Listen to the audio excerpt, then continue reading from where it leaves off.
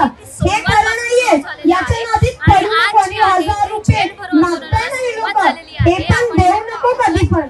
हजारोच्या संख्येने मग मी आता मग मी 1 लाख रुपये आलेलं, मग मी काय करू? माझे 1 लाख रुपये जातील, मला लॉटरी लागली ना. नाही नाही, हे खोटं आहे. हे कोणताही 1 लाख तुला भेटणार नाहीये.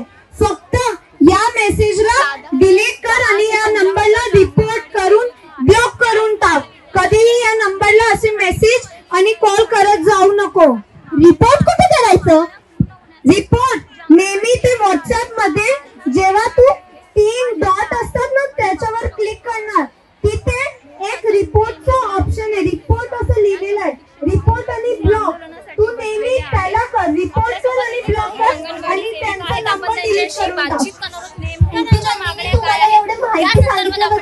आर्मी या जाळ्यात अडकून खूप माझं आयुष्य बर्बाद केलं असतं. माझं फ्युचर मी सिक्युअर करू शकले असते, ते आज बर्बाद झालं असतं. थँक्यू नंदिनी. चालेल, ठीक आहे ठीक आहे. अरे श्रुती, तू काय आली? ते काय झालं?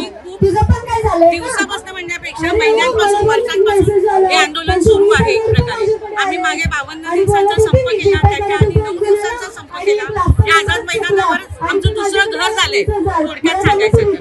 आणि आता सुद्धा सोमवारपासून आम्ही उपोषण डिक्लेअर केलं आणि आम्ही उपोषणाला बसलो. त्याची पार्श्वभूमी की जेव्हा आम्ही 52 दिवसांच्या संपानंतरही आमच्या पत्रात काही पडलं नाही, तेव्हा पुन्हा आम्ही कृती समितीने आमच्या मंत्रिमंडळाशी कॉन्टॅक्ट करण्याचा प्रयत्न केला.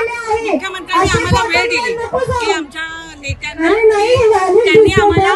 त्यांनी त्यांना सकाळी 11ची वेळ दिली होती आणि सकाळी 11ची वेळ दिली होती आणि ते रात्री 11:30 वाजता मुख्यमंत्री आमच्या कृती समितीच्या नेत्यांना भेटले. विचार करा, राज्याचा मुख्यमंत्री त्यांनी आम्हाला वेळ दिली पण त्यांना ती वेळ पाळता आली नाही, त्यांनी पाळली नाही. पण त्याचा निष्कर्ष इतकाच की सकाळी 11 ते रात्री 11:30 पावणे 12ला आमचे लोक, आमचे नेते त्यांना भेटले. त्या 15 मिनिटाच्या भेटीमध्ये एवढंच झालं की त्यांनी असं सांगितलं की मी ताबडतोब लवकरात लवकर कॅबिनेट घेतो, मंत्रिमंडळाची तुमची गाठ घालून देतो, आपण समोरासमोर बोलू आणि तुमच्या ज्या काही मागण्या आहेत त्या मान्य करू, असं त्यांनी आम्हाला तेव्हाच सांगितलं होतं. पण त्याच्यानंतरही त्यांनी काही हालचाल केली नाही, फक्त त्यांनी तेव्हा आश्वासन दिलं.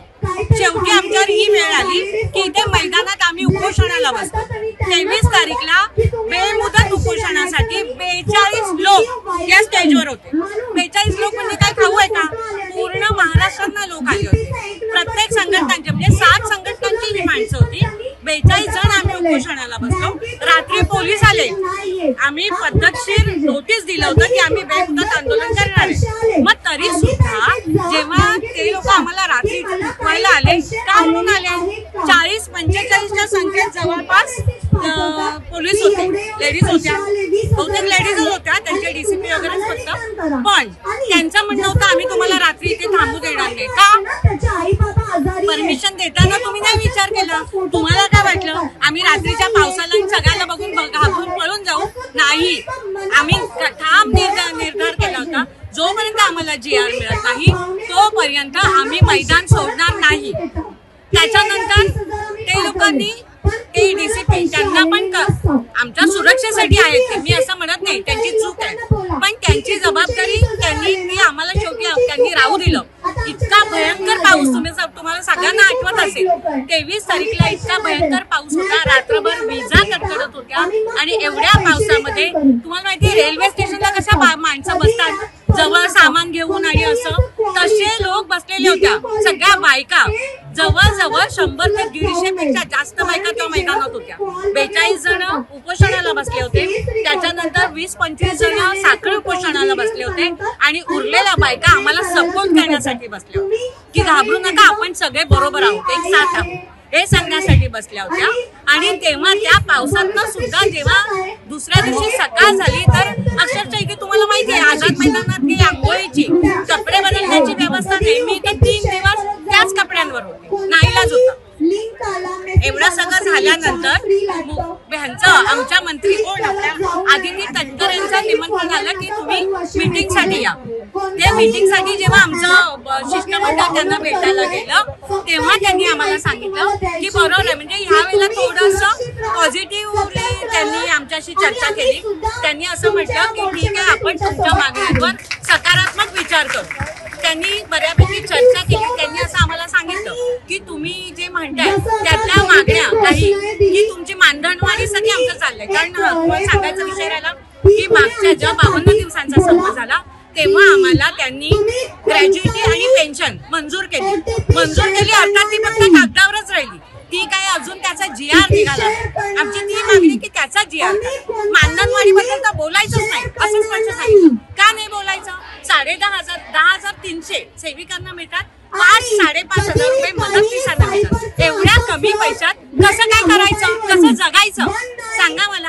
आमच्याकडे तुम्हाला माहितीये का, जेव्हा ही आमची इथे नेमणूक होते तेव्हा ती एकटी पालक असेल हे बघितलं जातं. विचार करा माणुसकीचा की एकटी पालक असेल, ती जर 5,000 रुपये कमवते तर ती तिच्या मुलांना कसं जगवणार आहे? शक्य आहे का? 5,000 कोणी विचार करू शकतं? मग जे हे मंत्रिमंडळ आहे, लाखोनी मानधन घेतात, लाखोनी पेन्शन घेतात, त्यांना कळत नाही का? आपण इथे बघायला गेलो तर एक साधा वडापाव 20 रुपयाचा आहे, पण तेच जेव्हा मंत्रालयात नाश्ता असतो 2 रुपयात सगळं जेवण मिळतं. का त्यांना गरज आहे का? ते गरीब आहेत का? काय गरज? एवढ्या कमी पैशात त्यांना देता, आमचा पैसा तिकडे वापरता, एवढे टॅक्सेस, भाजीवर पण GST, अन्नावर GST, औषधांवर GST. अरे काय परिस्थिती आहे? हे सगळं बदललं पाहिजे आणि त्याच्यासाठी आमचा लढा आहे. आमचं मानधन, आमची ग्रॅज्युएटी, आमची पेन्शन हे तर आमचं आहे, हे तर आहेच, आमच्या मागण्या आहेतच. पण लक्षात ठेवा की आम्ही जगण्यासाठीची आमची धडपड आहे. आम्ही हे जे सगळं करतोय जगण्यासाठी करतोय. त्याच्यामुळे हे आमच्या मागण्या मान्य व्हायला पाहिजेत.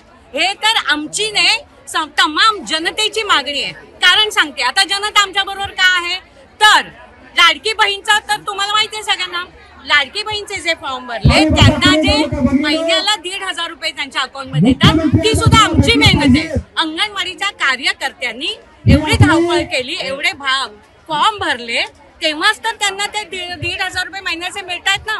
आतापर्यंत 4,500 रुपये त्यांच्या अकाउंटवर जमा आले. कदाचित एक मिनिट तर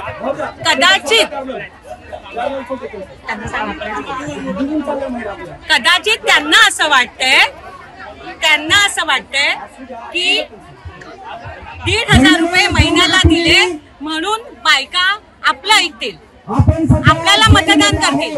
पण गेल्या 5 वर्षातलं आता बदलत नाही ना ताबडतोब. 2-3 महिने तुम्ही पैसे दिले बायकांना तरी सुद्धा वाढलेली जी महागाई आहे त्याच्या तुलनेत 1,500 काहीच नाही. बरोबर आहे ना? 1,500 रुपयात काय करणार? वाढलेल्या महागाईचं, गॅसचं हे करणार, तुम्ही बाकीचं सगळं करणार, नेमकं काय करणार? विचार करण्यासारखी गोष्ट आहे. आणि हे मंत्रिमंडळाने लक्षात ठेवण्याची गोष्ट आहे. आमच्या खात्याच्या मंत्री आहेत त्याही त्यांच्याबद्दल आता त्यांनी काल जी बैठक घेतली तीच एक सकारात्मक बैठक त्यांच्या पूर्ण कारकिर्दीमधली लक्षात घ्या. मुख्यमंत्री तर आमच्याकडे बघतच नाहीयेत. मुख्यमंत्री इथे आहेत, आम्ही इकडे झगडतोय, पण तरी सुद्धा मंत्रालयात असलेले मुख्यमंत्री आम्हाला बोलवत नाही की तुमच्या शिष्टमंडळ घेऊन या, बघू तरी तुम्ही एवढे का जीवावर उदार झालाय. बोलायला पाहिजे ना त्यांना काहीच पडलेली नाहीये. कशासाठी आम्ही निवडून देतो सरकार? याच्यासाठी देतो का की आम्ही मरावर रोज? मला असं विचारायचंय या सरकारला आणि त्याबरोबर हे जे व्ह्यूअर्स आहेत त्या सगळ्यांना की आम्ही जगायचंच नाही का? आम्ही काय करायचं नेमकं? आम्हाला आता एकच दिसतंय की आमचे जर मानधन योग्य प्रमाणात वाढलं नाही तर कदाचित हे आंदोलन चालूच राहील. आम्ही बेमुदत उपोषणाला बसतो. 36 तासाचं उपोषण झालं. त्यानंतर DCP स्वतः इथे आले आम्हाला रिक्वेस्ट करा की तुम्ही हे थांबवा, कारण आमच्यावर ताण येतोय. त्यांनी सांगितलं की मी स्वतः बैठक तुमची मीटिंग करून देतो. त्यांनी मीटिंग केली म्हणून काल आदिती तटकरे आम्हाला भेटल्या, म्हणून त्या आमच्याशी बोलल्या. त्यांनी सांगितलं स्वतः आखो दे का हाल. DCP जेव्हा एका राहायचे बघून तिथे जाऊन सांगतात तेव्हा त्यांना वाटलं की हे करायला पाहिजे. तेव्हा म्हणून आमची मीटिंग झाली आणि म्हणून आता उद्या असं सांगितलंय की अर्थमंत्री राज्याचे आपले जे उपमुख्यमंत्री आहेत ते उद्या येणार आहेत दौऱ्यावरून.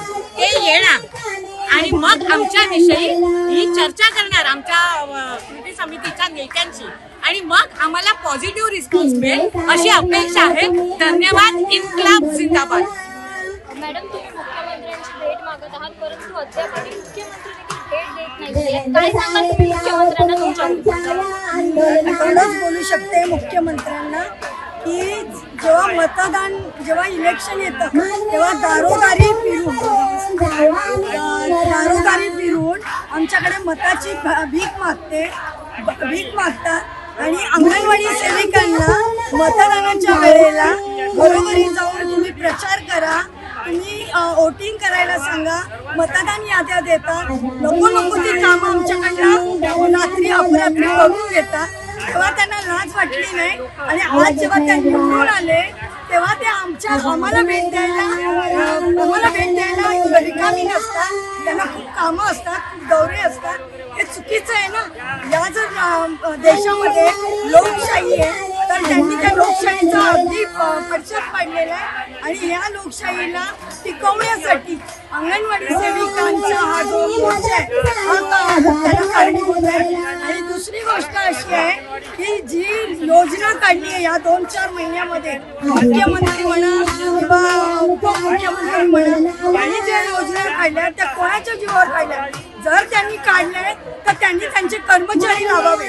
आम्ही का त्याच्यामध्ये काम करावं? जर आम्ही कर्मचारी नाहीये तर त्यांनी आमच्याकडनं का काम करून घ्यावं? आणि आम्ही जर काम केलंय तर त्याचा मोबदला आम्हाला तुम्ही दिला तर नाही दिलाय. शिवाय तुम्ही जो पैसा देताय तो आमच्याच जनतेच्या टॅक्स मधनं तो पैसा देताय आणि हे प्रचार करायला सांगतात की मेळावे घेतात, यशस्वी झाली म्हणून योजना, पण ते पण आमच्या जीवावर घेत आहे.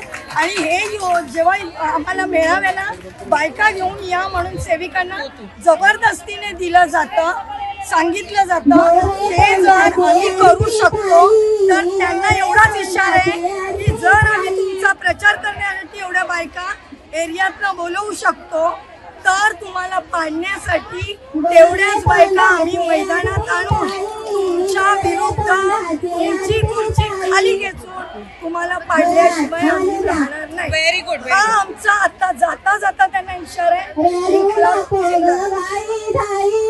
राज्यामध्ये ट्रिपल इंजिन सरकार आहे तरी देखील अंगणवाडी सेविका ज्या जनतेसाठी इतकं काबड कष्ट करत असतात त्यांना आंदोलन करण्याची वेळ आलेली आहे. काय सांगाल? आंदोलनासाठी तर आज बाबासाहेब आंबेडकरांनी आपल्याला ही जागा दिलेली आहे आणि हा हक्क दिलेला आहे की आजपर्यंत जेवढे राजकारण झालेलं आहे किंवा जेवढे मंत्री निवडून आले त्यांनी सहजासहजी कुठलीच गोष्ट आपल्याला सहजासहजी दिलेली नाही. प्रत्येक गोष्टीसाठी आम्हाला लढावं लागतं आणि आंदोलन हे करावं लागतं आणि आंदोलन करणं आणि उपोषण करणं हा आमचा जन्मसिद्ध अधिकार आहे. पण या उपोषणाला त्यांनी तितकंच लक्ष द्यावं कारण हे जे कामं करतात, जे राजकारणी आपल्या वेगवेगळ्या योजना राबवतात हे आमच्या अंतर्गतच राबवतात. कारण जिथे कमी तिथे आम्ही असं त्यांना दिसतो. पण ज्या वेळेला मानधन वाढ करायची वेळ येते त्यावेळेला ते आमच्याकडे लक्ष न देता दुसरीकडे लक्ष केंद्रित करतात. कारण आज जर ही योजना यशस्वी झाली, आम्ही घराघरातून प्रत्येकाला जी लाडक्या बहिणीचे फॉर्म भरलेत रात्रीच्या 12-12 वाजता भरलेले आहेत कारण रेंज नसल्यामुळे आम्ही खूप त्याच्यासाठी कष्ट घेतले आणि आताही आम्ही आता जरी ती योजनेचा आता दिवस संपत आले तरी अजूनही पोर्टलवर जे नवीन वेबसाईट सुरू केलेली त्या जनतेचे अजून पैसे आलेले नाहीयेत. ते नेहमी आम्हाला विचारणा करतात, मॅडम पैसे कधी येणार. आम्ही याचं काय उत्तर द्यायचं? इथे आम्हाला उपोषणाला बसून ते तिकडे मजा करतायत आणि आम्हाला इथे सजा देतायत. त्यामुळे ही सरकार राज्य करणं योग्य नाहीये. ज्याप्रमाणे आम्ही ही योजना आता यशस्वी केली आहे त्याचप्रमाणे जितक्या लोकांचे फॉर्म भरले तितक्या प्रत्येक घराघरातून जाऊन आम्ही सांगू इच्छितो की ही योजना जोपर्यंत तुम्ही निवडून देत नाही तोपर्यंत ते तुम्हाला पुढचे पैसे पाठवणार नाही. कदाचित ते बंदही होऊ शकतात. त्याच्यामुळे त्यांचे हे जे वोटिंग आहे ते आमच्या जीवावर ते वाटतं त्यांना की आम्ही इतक्या बहिणींना पैसे वाटले, इतके वोट आमच्या पदरात पडतील. तर त्यांचा हा गैरसमज आहे आणि तो गैरसमज दूर करण्याचा आम्ही नक्कीच प्रयत्न करू आणि आमची आशा आहे की सरकार नक्कीच खाली पडेल. धन्यवाद. घर घर हमारा नाता है, घर घर हमारा नाता है, आता है एकच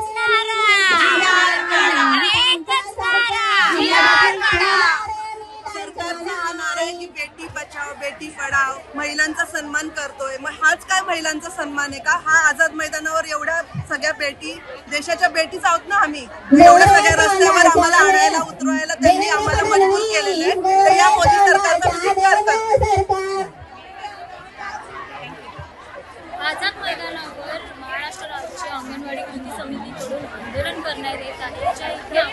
सेविका न्यायाच्या प्रतीक्षेमध्ये तिथे बसलेल्या आहेत. मुख्यमंत्रीपर्यंत वेळ देत नाहीये. अंगणवाडी सेविकांना न्याय मिळणार का? मुख्यमंत्री त्यांना परिषदेत बोलवणार का? हे पाहणं नक्कीच महत्त्वाचं आहे.